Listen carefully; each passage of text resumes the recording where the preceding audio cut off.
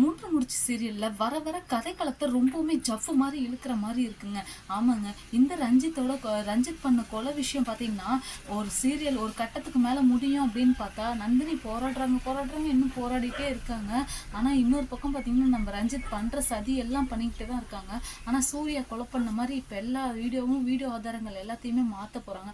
ஆமாங்க, இப்போ பார்த்தீங்கன்னா நம்ம பரமேஸ்வரியோட ஐடியா படி இப்போ பரமேஸ்வரி என்னன்னா சுந்தரவல்லியை அசிங்கப்படுத்தணும், அவமானப்படுத்தணும், அவங்க ஃபேமிலியில் யாருமே உண்மையாக இருக்கக்கூடாது அப்படிங்கிற மாதிரி இருந்துக்கிட்டு இப்போ நம்ம அருணாச்சலம் ஐயாவுக்கு மயக்க மருந்து கொடுத்து அவரை ஹாஸ்பிட்டலுக்கு நகர்த்தி விட்டுட்டாங்க.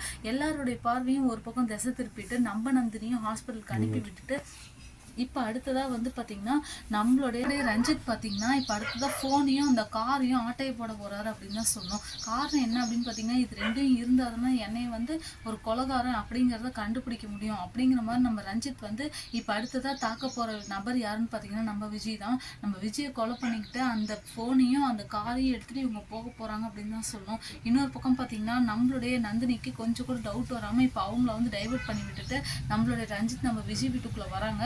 இந்த பிரச்சனைகள்லாம் ஒரு பக்கம் இருந்தாலும் இன்னொரு பக்கம் பார்த்தீங்கன்னா மெடிக்கல் சர்டிஃபிகேட், இந்த மெடிக்கல் சர்டிஃபிகேட்லாம் ஏன் நம்ம சூர்யா வந்து அவ்வளோ சின்சியராகவும் சீரியஸாகவும் எடுத்துக்கலாம் அப்படிங்கிறதுன்னு புரியலைங்க. ஏன்னா அதை எடுத்துக்கிட்டா கூட ஒரு பக்கம் வந்து நம்ம சூர்யா குற்றவாளி இல்லை அப்படிங்கிறத நிரூபிக்கிறதுக்கு வாய்ப்புகள் நிறைய இருக்குது. இந்த வீணா போன ரஞ்சித்னால வந்து பார்த்தீங்கன்னா நம்மளுடைய சூர்யா மாட்டிக்குவார் போல இருக்கு.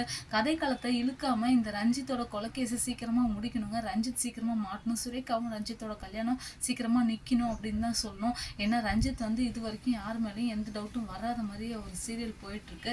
ஆனால் இதே கதைக்களத்தை பார்க்க போனால் ரொம்பவுமே அருமையாக போயிட்டுருக்கு அப்படின்னு தான் சொல்லணும்.